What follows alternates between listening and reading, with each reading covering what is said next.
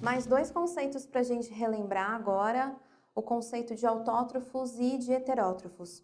Esses dois conceitos eles estão relacionados com a alimentação dos seres vivos, então é a maneira que eles obtêm os recursos, a maneira que eles obtêm o alimento.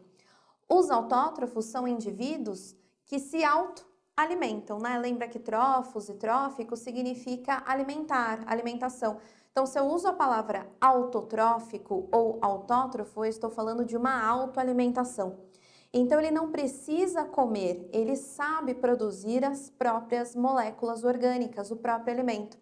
Lembrando que quando a gente pensa em comida, a gente não está falando de feijão, macarrão, de chocolate, a gente está pensando em moléculas, carboidratos, proteínas, lipídios, ainda tem as vitaminas, DNA, RNA. Todas essas moléculas são moléculas orgânicas, ricas em energia e necessárias para que o ser vivo consiga manter as suas ações vitais, suas reações químicas e tudo o que ele precisa.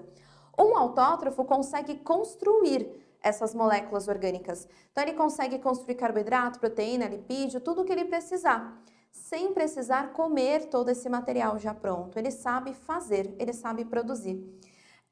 Um outro jeito de falar a mesma coisa é que autótrofos transformam matéria inorgânica em matéria orgânica.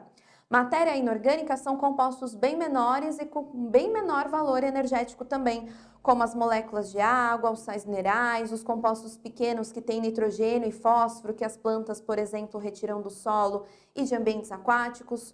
Todo esse material é super importante para os seres vivos, mas não com essa característica energética, não com toda a possibilidade que a gente vê para as moléculas orgânicas.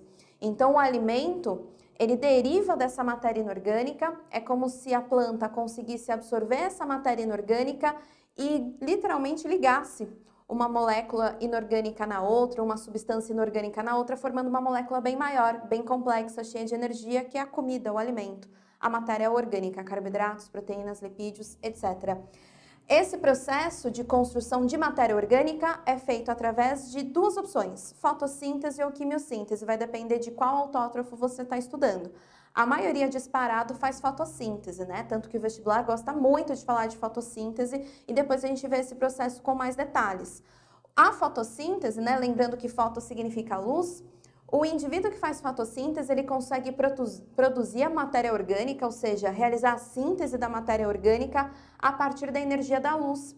Então, a planta absorve a energia da luz, as algas absorvem a energia da luz, as cianobactérias, que são procariontes unicelulares, também absorvem a energia da luz e tem até algumas bactérias que sabem fazer fotossíntese também.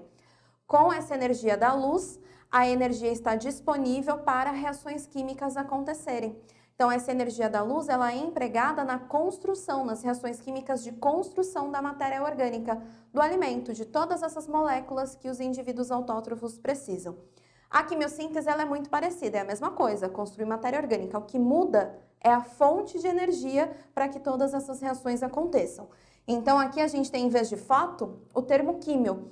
Quimiossíntese. Químio vem de reações químicas, então são alguns seres vivos, apenas algumas espécies de bactérias conseguem fazer isso, em que essas espécies conseguem fazer algumas reações químicas que a gente chama de oxirredução, normalmente envolvendo nitrogênio e fósforo, e oxidando essas substâncias, libera-se muita energia. E essas bactérias conseguem aproveitar essa energia já para encaminhar para essas reações de construção de matéria orgânica. Mas na maioria, não esqueça, é fotossíntese, esse aqui você tem que lembrar, mas bactérias, algumas têm essa outra possibilidade também. Se a gente não está falando de nenhum desses seres vivos, de nenhum autótrofo, o que resta para a gente são os heterótrofos. Heterótrofo, lembra que hétero é diferente, então seria, em vez de uma autoalimentação, uma alimentação numa forma diferente.